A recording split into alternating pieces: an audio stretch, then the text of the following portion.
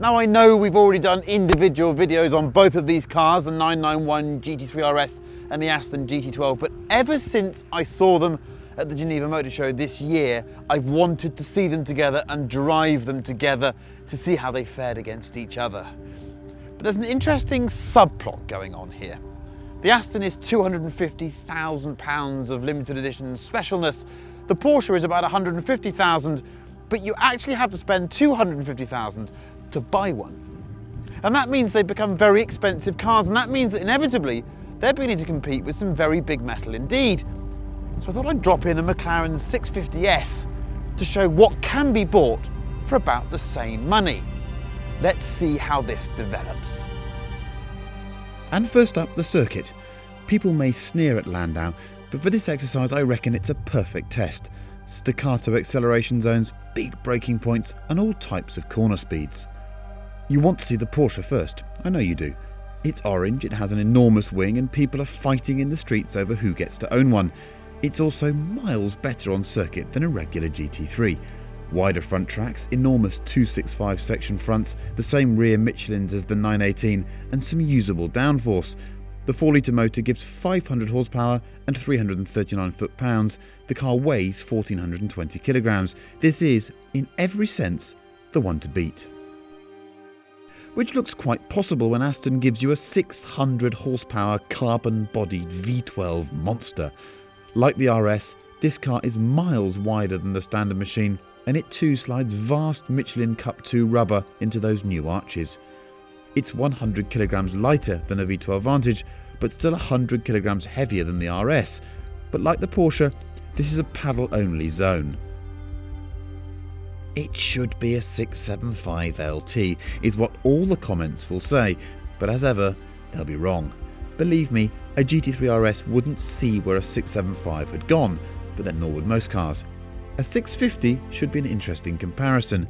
On numbers alone, it laughs at the other two, weighing less than the Porsche and offering 650 horsepower. It has a carbon tub, fiendishly clever suspension, and will crack 100 miles an hour in under 6 seconds. It's a proper supercar, but do the big winged ones actually offer more for drivers?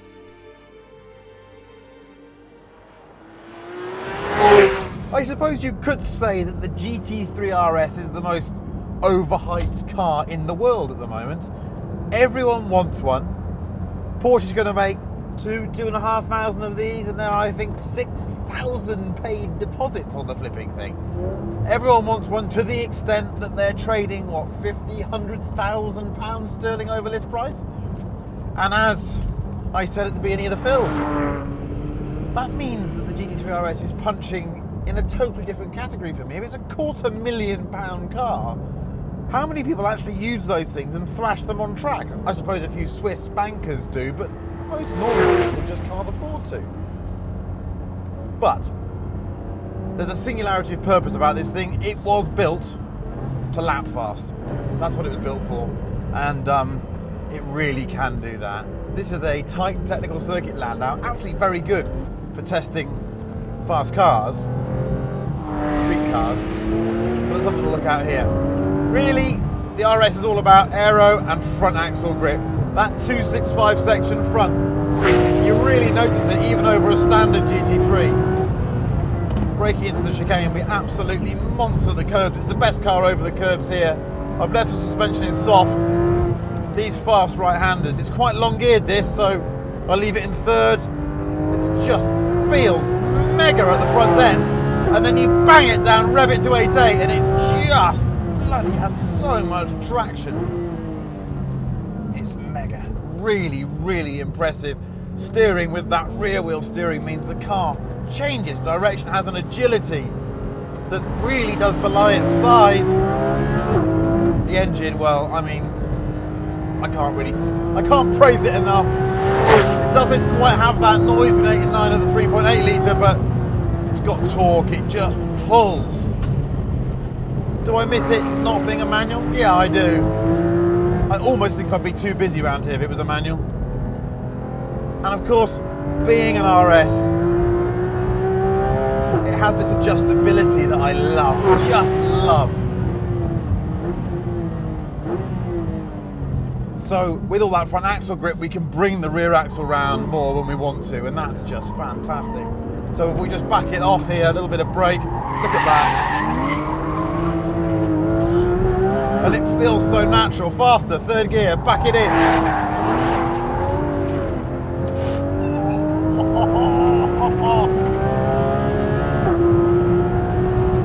Again, I just feel completely in tune with the car, which is just, it's so natural and intuitive in the way it does things.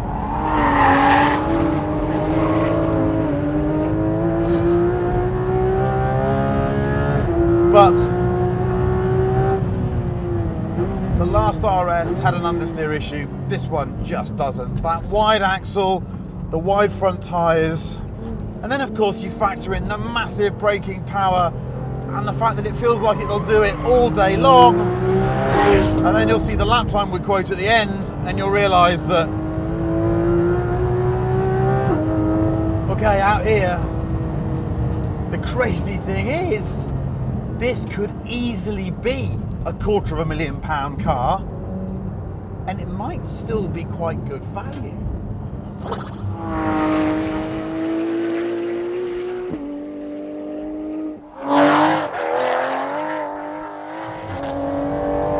Right then, Mr. Angry. Good God, that noise! Before we even talk about anything, listen to the noise.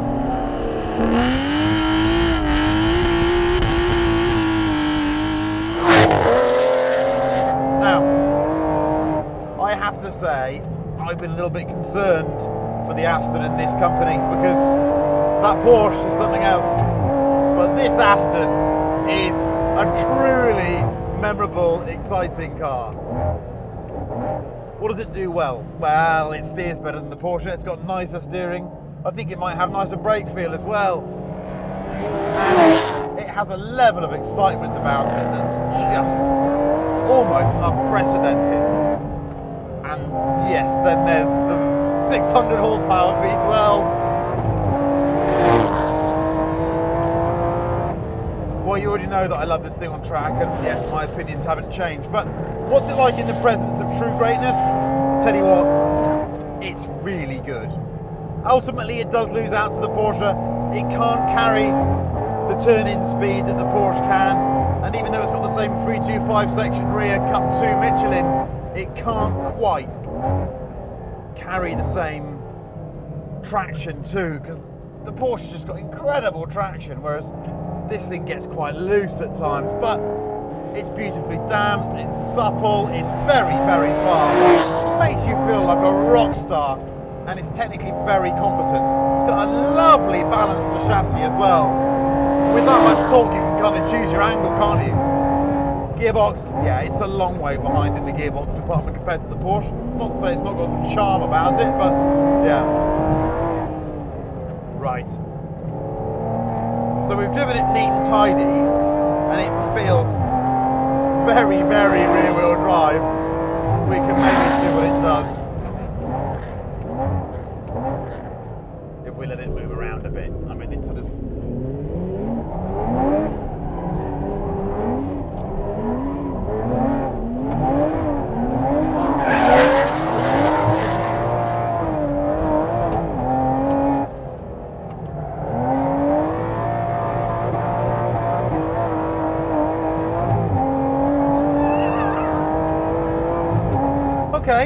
Okay. Is it worth £250,000 where I'm sitting right now? Yes, it is. Because it's outrageous fun, it's special, it's beautiful, and it might be the best sounding car I've driven this year. So, hats off, Aston Martin. You're not quite as good as a GT3RS, but you're mighty all the same, you really are.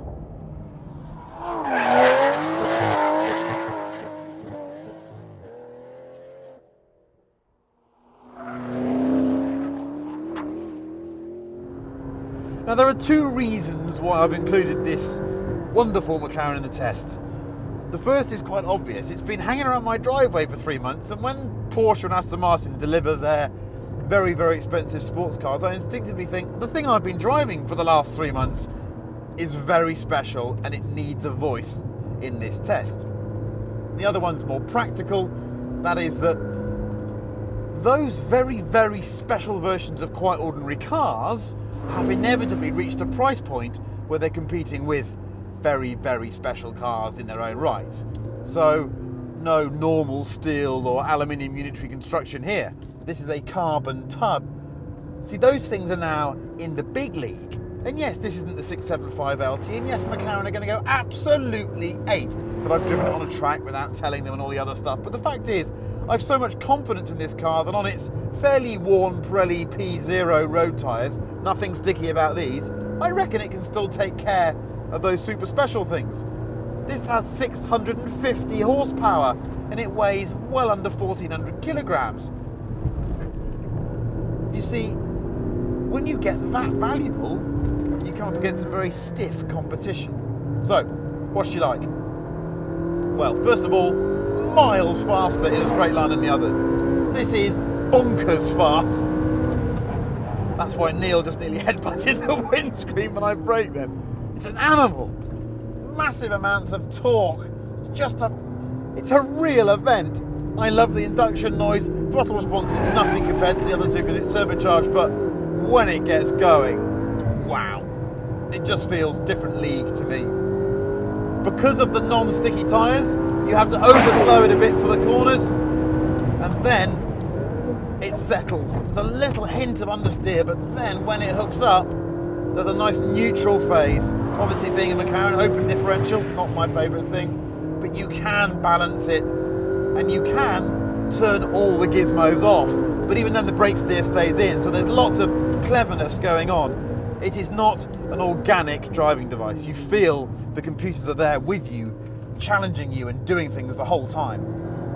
Wow, wow, wow, wow. And you have this sense of rigidity, and it feels compact, and it just feels overwhelmingly fast. I love the speed of the steering, I love the driving position, I love the low scuttle.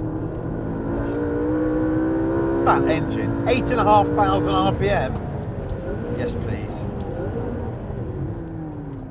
You have to be a little bit careful when you want to make it slide around, but it'll still do it.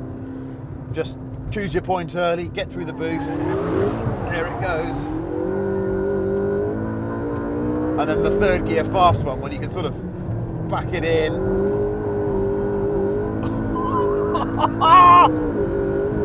Yeah.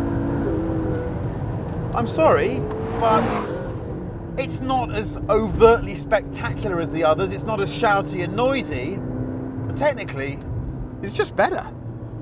It is from the league above.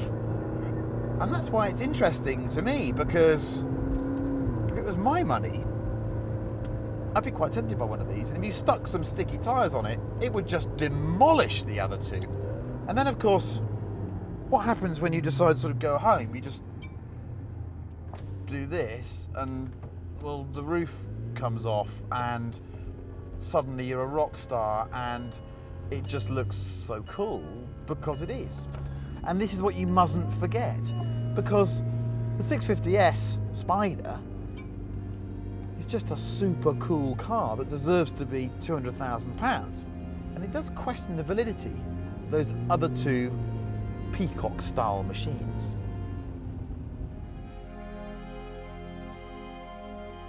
I bet you didn't see that coming. Even on shot ordinary P0s, the Macca is the quickest. But regardless, these cars spend most of their time on the road, so we best go and try them on the road.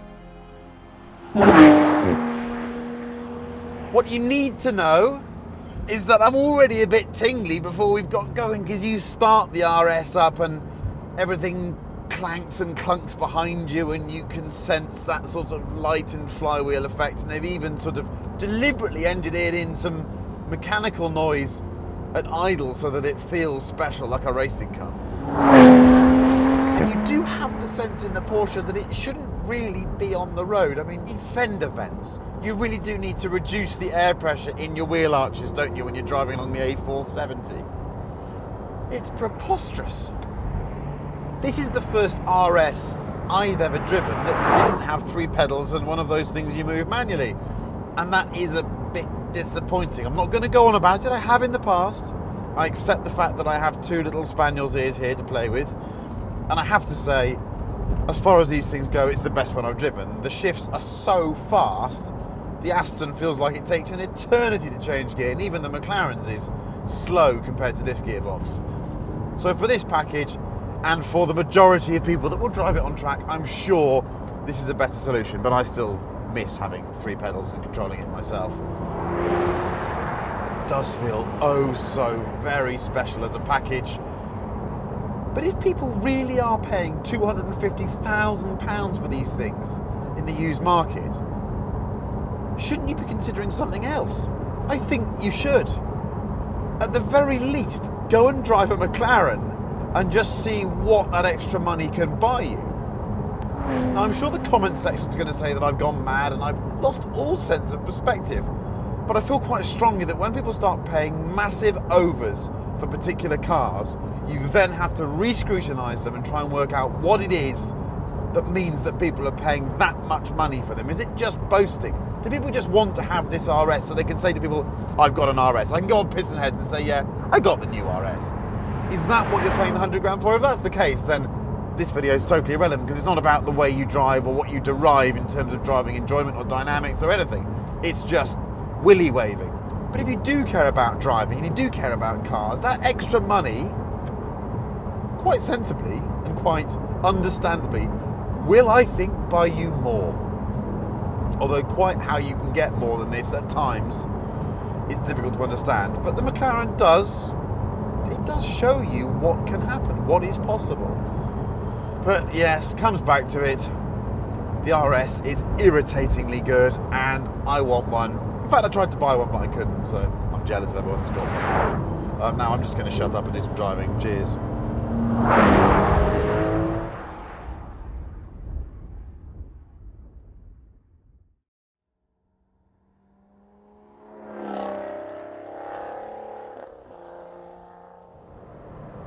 Sticky tyres, stiff suspension, wide tracks.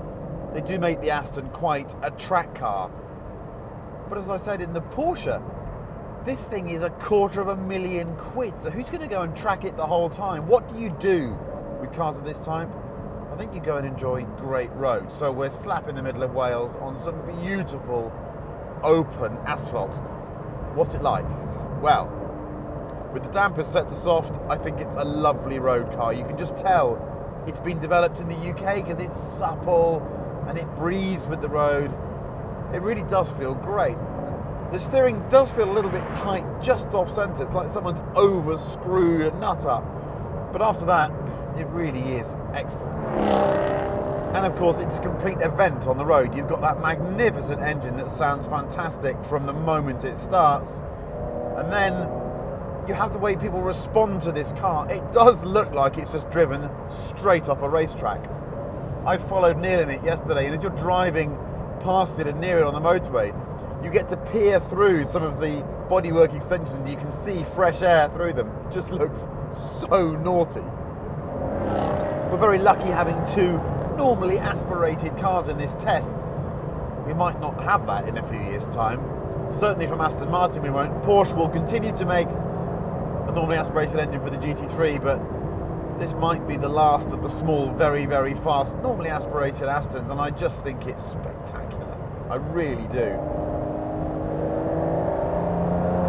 Gearbox, well, it's not as good as it perhaps should be, but do you know what? The more I drive this car, the less I care about the gearbox, the more I care about the fact that it's just so special.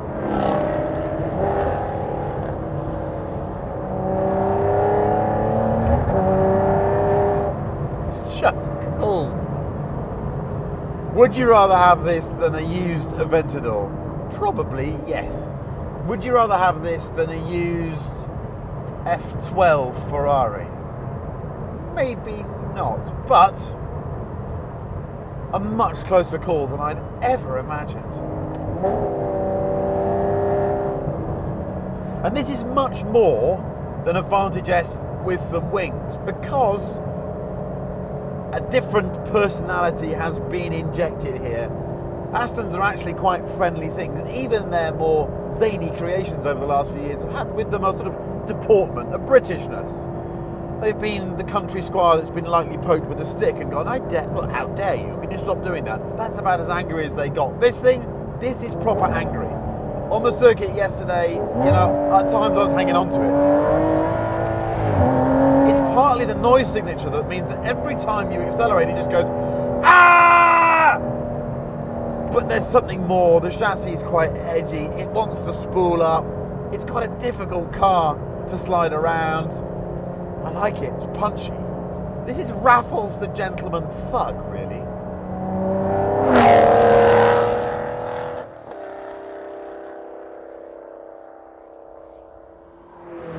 The problem for the other Larry 2 track weapons is that if McLaren's lowliest road car, and the convertible at that, with slightly worn road tyres, can take care of them on track, just imagine what it does to them on the road. If anything, it's more pronounced than I expected. The 650S is a complete freak of a road car. I've lived with this thing for a few months now, and it is more comfortable than any other sports car.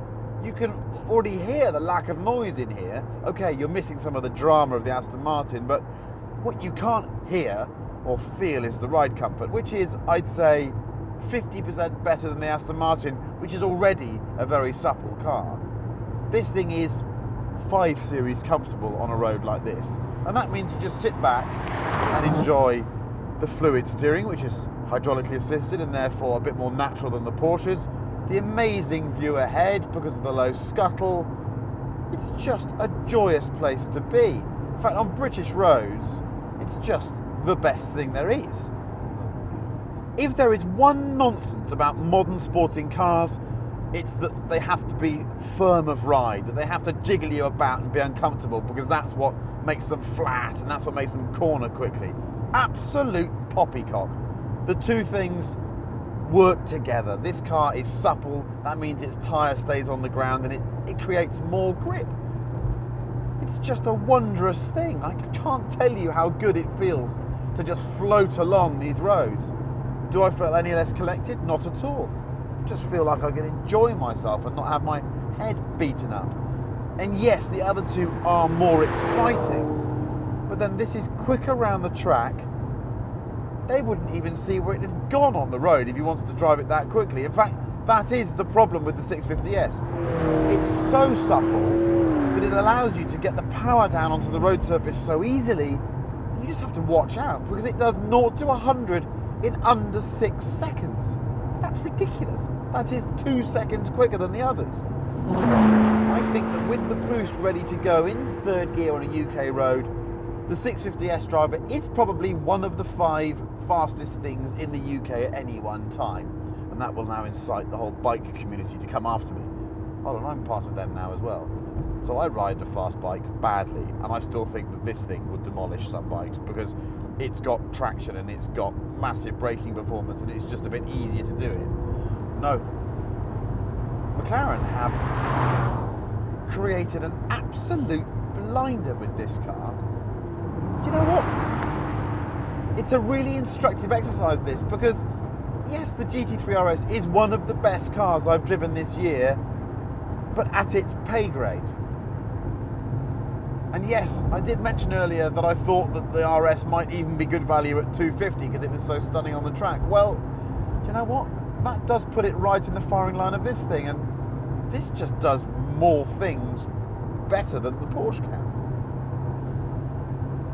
How is it so quiet in here? If something's really quiet and it rides really well, does that mean it's not exciting?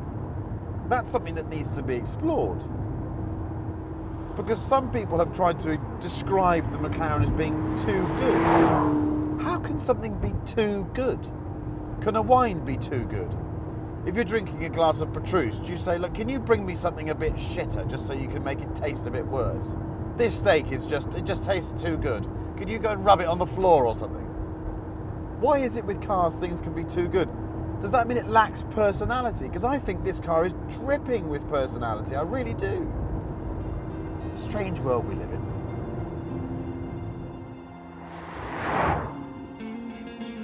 You really have to move your head away from the whole investor thing to understand why the McLaren is such a headache for the Aston and the Porsche. In isolation, they're both amazing objects and owners will rightly be thrilled. But I dare any one of those lucky people to head down to a McLaren garage and try a 650. It will blow their minds. Everyone who drove it on this test agreed.